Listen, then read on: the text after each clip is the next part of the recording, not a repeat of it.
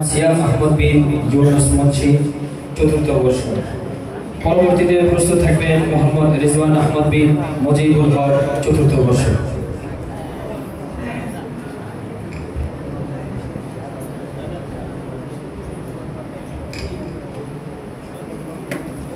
السلام عليكم ورحمة الله وبركاته.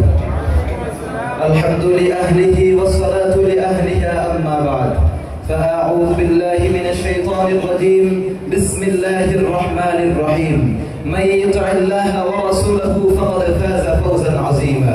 وقال رسول الله صلى الله عليه وسلم: تركت فيكم أمرين لن تضلوا ما تمسكتم بهما كتاب الله وسنة رسوله أو كما قال عليه الصلاة والسلام. অধ্যকার দারুল উলুম মাদ্রাসার আল আহবাব ছাত্র কাফেলা কর্তৃক আয়োজিত আজকের এই বার্ষিক বাছাই পর্বমূলক বক্তৃতা সেমিনারের সম্মানিত সভাপতি, বিজ্ঞ বিচারক মণ্ডলী, সুদক্ষ পরিচালক ও আমার সামনে উপস্থিত নববী আদর্শে উজ্জীবিত বন্ধুরা, আমার সকলকে জানাই আন্তরিক শুভেচ্ছা ও অভিনন্দন। সম্মানিত উপস্থিতি, আজ বিশ্বের যে প্রান্তেই তাকাই সেখানেই দেখতে পাই বর্তমান প্রজন্মের অধঃপতন। তারা কোরআন হাদিসের শিক্ষা থেকে দূরে সরে পড়ে অপসংস্কৃতির দিকে ধাবিত হচ্ছে এবং আধুনিকতার নামে বিভিন্ন বেহায়াপনা অশ্লীলতায় লিপ্ত হচ্ছে। ঠিক এমনই এক নাজুক মুহূর্তে আল আহবাব ছাত্র কাফেলার পক্ষ থেকে আমাকে বক্তৃতার বিষয় নির্ধারণ করে দেওয়া হয়েছে নৈতিক অধঃপতনের প্রান্ত সীমায় বর্তমান প্রজন্ম, আমাদের দায়িত্ব ও কর্তব্য। আল্লাহ চাইতে উক্ত বিষয়ে কিঞ্চিত আলোকপাত করার প্রয়াস চালাবো। ওয়া মা তাওফীক ইল্লা বিল্লাহ। সম্মানিত উপস্থিতি, এবার আসুন আমার বক্তৃতার প্রথম বিষয় বর্তমান প্রজন্মের নৈতিক অধঃপতন সম্পর্কে আলোচনা করি। আজ বর্তমান প্রজন্ম বলতে এই সমাজ যাদেরকে বুঝিয়ে থাকে তারা হলো ওই সকল ব্যক্তি যারা পশ্চাতের ধ্যান ধারণা বুকে লালন করে এবং পশ্চাত্য সভ্যতাকে নিজ জীবনের পাথেয় মনে করে, যার কারণে বর্তমান প্রজন্মের যুবক যুবতীদের শুধু নৈতিক অধঃপতনই হয়নি, বরং তারা বলহীন আদলকেও হার মানিয়ে ফেলেছে। অথচ বিশ্বের ইতিহাস পর্যালোচনা করলে দেখা যায় আজ পর্যন্ত যত বিপ্লব হয়েছে, যত সংগ্রাম হয়েছে, যত জাগরণ হয়েছে, যত বিজয় এসেছে, তার পিছনে এই যুব সমাজের ভূমিকা অস্বীকার্য।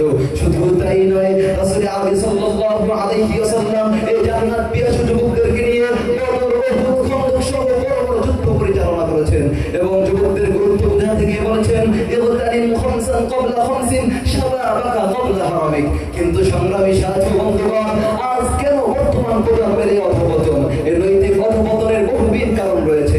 তার মধ্যে উল্লেখযোগ্য কয়েকটি হলো: ১. কোরআন হাদিস থেকে দূরে সরে যাওয়া, ২. সুশিক্ষার অভাব, ৩. বিজাতীয় সংস্কৃতির প্রভাব, ৪. আর্থিক সংকট এবং ৫. আধুনিকতার নামে অশ্লীলতার ছড়াছড়ি।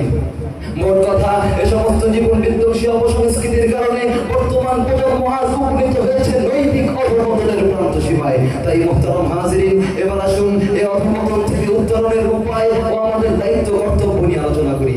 এই নৈতিক অধঃপতন থেকে রক্ষা পেতে হলে আমাদের দায়িত্ব ও কর্তব্য হলো: ১ নাম্বার, কোরআন সুন্নাহকে শক্তভাবে আঁকড়ে ধরতে হবে। যেমনটা মহান আল্লাহ তাআলা সূরা হাশরের ৭ নং আয়াতে ইরশাদ করেন, মা আতাকুমুর রাসূলু ফাখুযু ওয়া মা নাহাকুম আনহু ফান্তাহু। অর্থাৎ রাসূল তোমাদের নিকট যা নিয়ে এসেছেন তা শক্তভাবে আঁকড়ে ধরো এবং যা থেকে নিষেধ করেছেন তা পরিহার করো। শুধু তাই নয়, রাসূল সাল্লাল্লাহু আলাইহি ওয়াসাল্লাম কোরআন সুন্নাহকে আঁকড়ে ধরার ব্যাপারে মুয়াত্তা মালিকের 1874 নং হাদিসে ইরশাদ করেন, তারাকতু ফীকুম আমরাইন লান তাদিল্লু মা তামাসসাকতুম বিহিমা কিতাবাল্লাহি ওয়া সুন্নাত রাসূলি। অর্থাৎ আমি তোমাদের মধ্যে দুইটি জিনিস রেখে গেলাম, যদি তোমরা তা আঁকড়ে ধরো তাহলে রশ্মির কারো পথভ্রষ্ট হবে না, আর তা হলো কোরআন ও সুন্নাহ।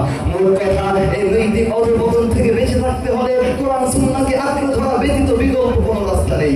২ নাম্বার, শিক্ষা ব্যবস্থাকে ঢেলে সাজাতে হবে। অর্থাৎ আন্তর্জাতিক শিক্ষা ব্যবস্থায় তালাবুল ইলমি ফরিদাতুন আলা কুল্লি মুসলিম এর বাস্তব বিধানকে বাধ্যতামূলক করতে হবে এবং শিক্ষা ব্যবস্থার মূলনীতি হতে হবে ইকরা বিসমি রাব্বিকাল্লাযী খালাক। ৩ নাম্বার, সূরা মায়েদার ৫১ নং আয়াত, লা তাত্তাখিযুল ইয়াহুদা ওয়ান নাসারা এর দিকে লক্ষ্য রেখে বিজাতীয় সংস্কৃতি পরিহার করে ইসলামী সংস্কৃতি গ্রহণ করতে হবে। ৪ নাম্বার, সূরাতুল আহজাবের ৩৩ নং আয়াত, ওয়াকরনা ফী বুয়ুতিকুন্না ওয়া লা তাবাররাজনা তাবাররুজাল জাহিলিয়াতিল উলা এর দিকে লক্ষ্য রেখে আধুনিকতার নামে বেহায়াপনা অশ্লীলতা পরিহার করতে হবে।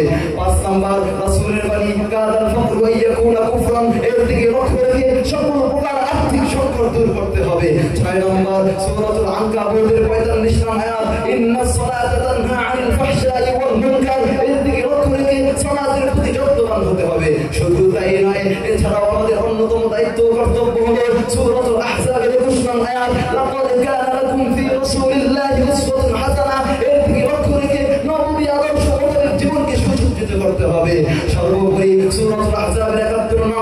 মান ইউতি'িল্লাহ ওয়া রাসূলাহু ফাকাদ ফাযা ফাওজান আযীমা। এর দিকে লক্ষ্য রেখে আগামীর পথ চলতে হবে, তাহলে বর্তমান প্রজন্ম বেঁচে থাকতে পারবে নৈতিক অধঃপতন থেকে। আল্লাহ তাআলা